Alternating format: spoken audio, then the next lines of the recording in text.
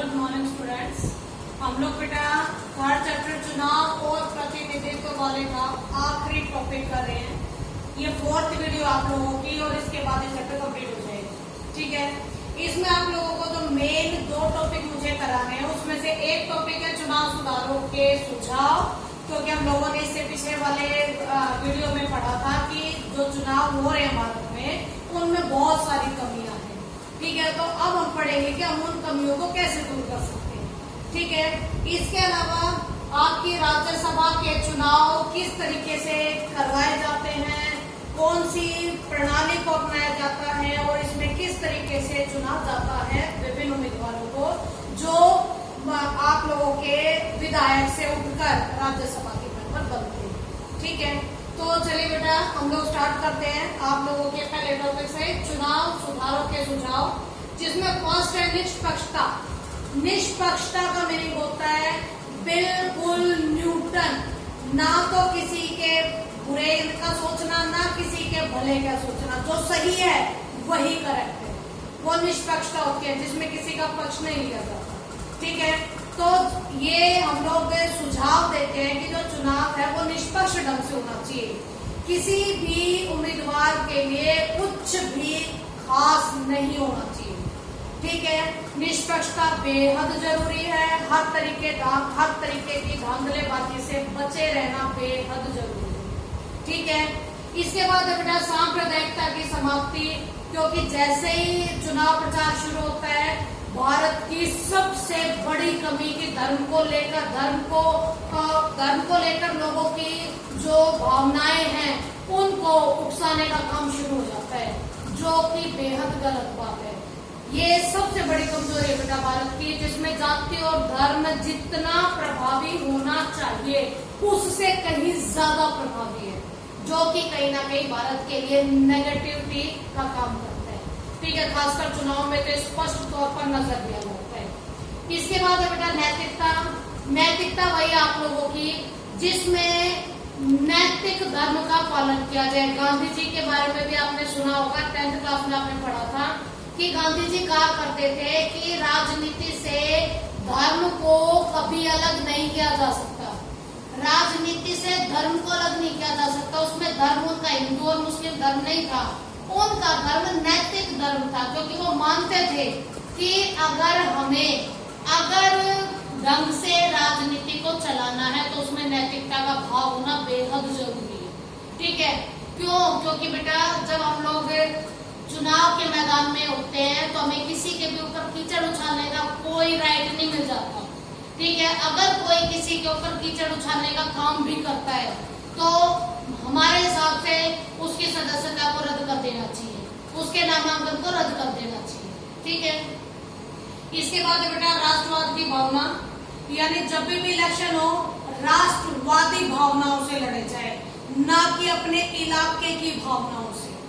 ठीक है, यानी अपने इलाके की भावनाएं होती है तो वो एक संकीर्ण सोच होती है, छोटी सी सोच होती है। उस छोटी सी सोच के कारण हम लोग ज्यादा बड़ा कभी नहीं सोच पाते, इसीलिए हम सही व्यक्ति का चुनाव नहीं कर पाते हैं। तो जब भी इलेक्शन हो राष्ट्रवादी भावना पर विशेष जोर देना चाहिए। इसके बाद उचित कानून है कि इलेक्शन को लेकर सही और ऐसे कानून बनाए जाएं जो सभी लोग फॉलो करें। ठीक है, अगर कोई कानूनों का इस्तेमाल ढंग से नहीं कर रहा, अगर कोई कानूनों का उल्लंघन कर रहा तो उसे कड़ी सजा का भी भागीदार बनाना चाहिए, जो फिलहाल नहीं होता।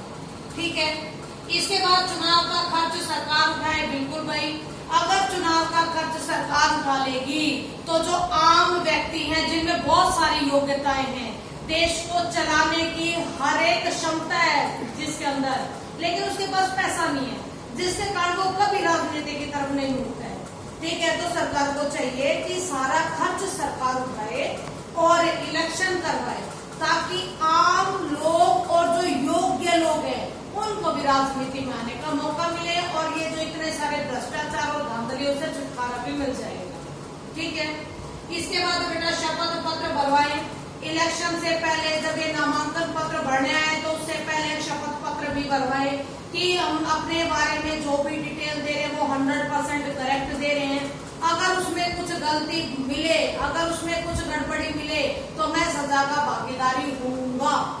ठीक है, अगर इस तरह के शपथ पत्र भी बनवाया जाए तो कम से कम उम्मीदवारों में थोड़ा बहुत तो डर बैठा रहेगा कि अगर मेरे खिलाफ अगर कोई जांच पड़ताल हो गई और कुछ जो मैंने गलत भरा है वो भी पता लग गया सभी को, तो मुझे जेल हो सकती है, मेरा नामांकन रद्द हो सकता है, उसे किसी तरह का तो भय रहेगा ही। ठीक है, इसलिए शपथ पत्र बनवाना कंपल्सरी कर देना चाहिए। इसके बाद धन व आपराधिक प्रवृत्ति के लोगों का प्रवेश निषेध किया जाए, यानी जो केवल धन और या फिर आपराधिक प्रवृत्ति के कारण राजनीति में एक्टिव होना चाहते हैं, उन पर तो बड़ा सा क्रॉस लगा देना चाहिए कि तुम्हें इलेक्शन लड़ने की कोई जरूरत नहीं है, तुम्हें इसमें एंट्री भी नहीं मिल सकती। क्योंकि बेटा जब ये लोग आ जाते हैं, जब ये पावर में ही आ जाते हैं, जब ये सरकार में चुन लिए जाते हैं, तो कहीं ना कहीं हमारे और आप जैसी जनता के लिए वो बेहद खतरनाक भी साबित हो जाते हैं। ठीक है, इसके बाद बेटा कड़ी सजा का प्रावधान, यानी कि अगर कहीं पर भी इलेक्शन के टाइम पर कहीं पर भी गड़बड़ी हो, चाहे वो उम्मीदवार को लेकर हो, चाहे वो आपके वोटिंग बूथ पर अगर कुछ गड़बड़ी करी हो, उनको भी जो भी कमियों में मिले उनके खिलाफ कड़ी सजा का प्रावधान हो, कड़ी सजा का प्रावधान हो जाएगा तो व्यक्ति अपने आप ही डर जाएंगे। और अगर व्यक्ति डर जाएंगे तो सीधी सी बात है कि चुनाव में धांधलेबाजी करने की कोई सोचेगा भी। ठीक है, इसके बाद बेटा जनता का जागरूक होना सबसे ज्यादा मस्त है। अगर जनता ही जागरूक हो जाएगी तो सारी प्रॉब्लम अपने आप खत्म हो जाएगी। ठीक है, तो सबसे बड़ी और महत्वपूर्ण बात यही है कि जनता जागरूक होनी ही चाहिए। ठीक है, ये आपके सुझाव हैं। दूसरा टॉपिक हमारा राज्यसभा के चुनाव, समानुपातिक प्रतिनिधित्व प्रणाली। समानुपातिक प्रतिनिधित्व प्रणाली, जिसको कि एकल संक्रमणीय मत प्रणाली के नाम से भी जाना जाता है। ठीक है, इस प्रणाली के माध्यम से राज्यसभा के चुनाव करवाए जाते हैं। ये प्राथमिकता के हिसाब से करवाए जाते हैं। जैसे आप लोगों को मैंने सर्वाधिक वोट पाने वाले की जीत और समानुपातिक प्रतिनिधित्व प्रणाली में जो डिफरेंस बताया था, उसमें बताया था मैंने कि जो समानुपातिक प्रतिनिधित्व प्रणाली है या फिर एकल संक्रमणीय मत प्रणाली है, इसमें पसंद के आधार पर वरीयता दी जाती है।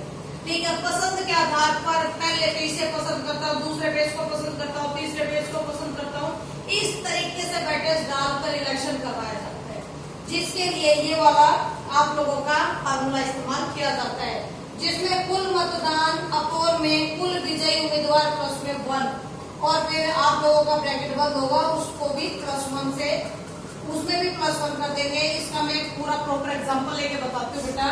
जैसे कि राजस्थान है, ठीक है, मैंने आप लोगों को लिखवाया भी यही है।